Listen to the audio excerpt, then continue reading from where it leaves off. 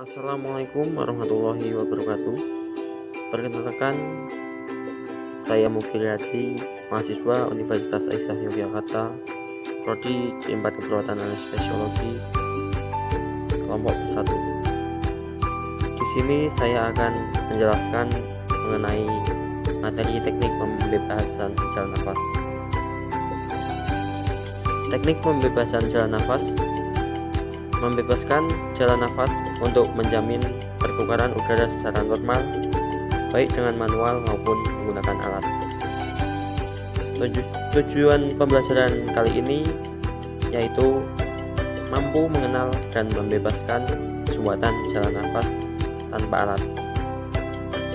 Yang kedua, mampu mengelola jalan nafas dengan alat atau intubasi, trakea, dan lain-lain, dan memberikan pernapasan buatan dengan alat. Adapun penyebab sumbatan jalan nafas. Yang pertama, meningkatnya sekresi bronkial. Yang kedua, edema mukosa. Yang ketiga, edema paru. Yang keempat, benda asing. Yang kelima, kejang epilepsi. Yang keenam, depresi susunan saraf pusat. Yang ketujuh, aspirasi isi lambung. Yang ke-8, pendarahan paru.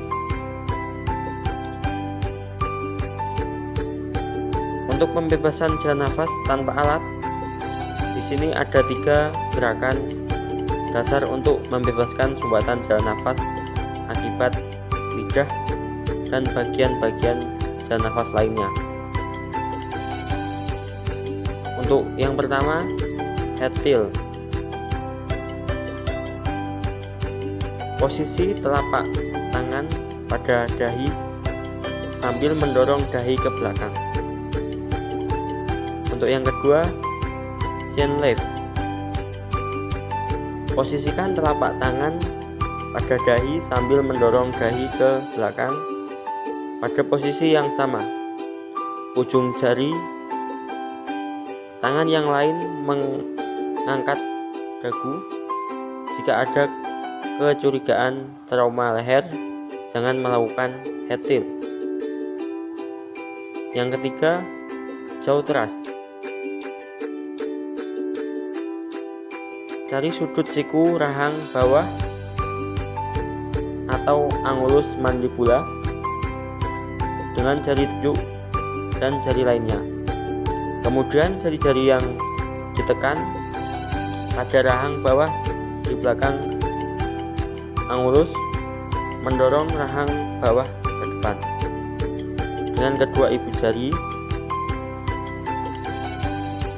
bukalah mulut-mulut dengan sedikit mendorong dagu, karena mulut kemudian membuka.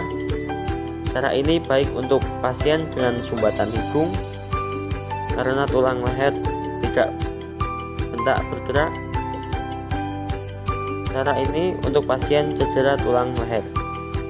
Pada cedera tulang leher atau tulang belakang, tindakan jaw thrust harus dibantu seorang asisten untuk menahan kepala pada posisi netral.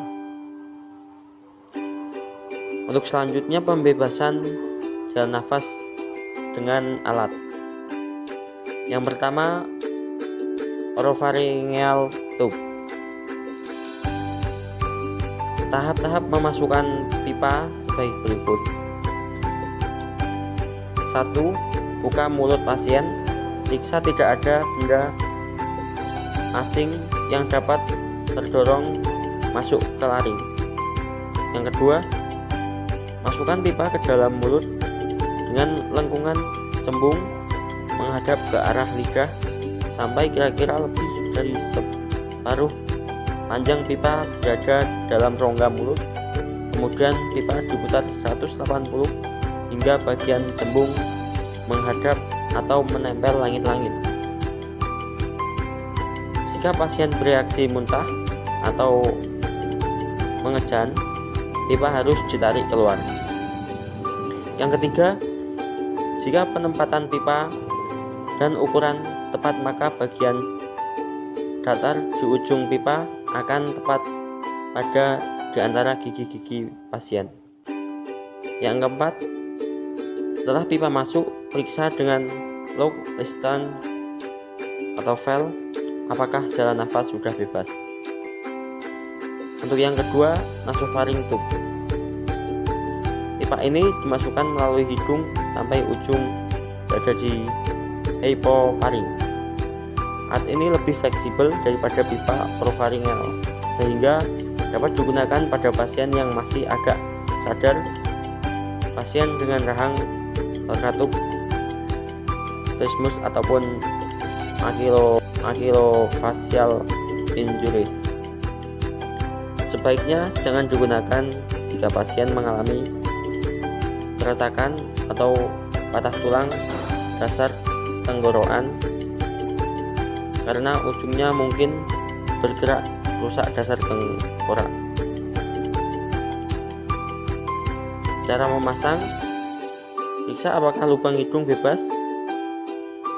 Pipa diolesi salicin atau gel. Masukkan pelan-pelan bagian cengkung menghadap ke arah kaki, dorong lurus ke arah belakang atau arah anak telinga, dan sedikit dipilin. Yang keempat, bila pipa pada waktu dimasukkan mengalami hambatan atau terasa buntu, maka pindahkan ke lubang yang lain. Yang kelima, ujung pipa dan yang melengkung ini pada akhirnya harus berada di belakang pangkal lidah. Yang terakhir, setelah pipa masuk, periksa dengan loop listen valve apakah jalan nafas sudah bebas. Selanjutnya, tindakan tracheostomy. Tindakan ini membuat lubang memakai pisau atau jarum pada membran trichothyroidea. Cara darurat ini dilakukan jika pasien mengalami sumbatan jalan nafas di atas pipa suara. Periksa dengan loop listen valve apakah jalan nafas sudah bebas. Selanjutnya, tindakan tracheostomy. Tindakan ini membuat lubang memakai pisau atau jarum pada membran trichothyroidea. Cara darurat ini dilakukan jika pasien mengalami sumbatan jalan nafas di atas pipa suara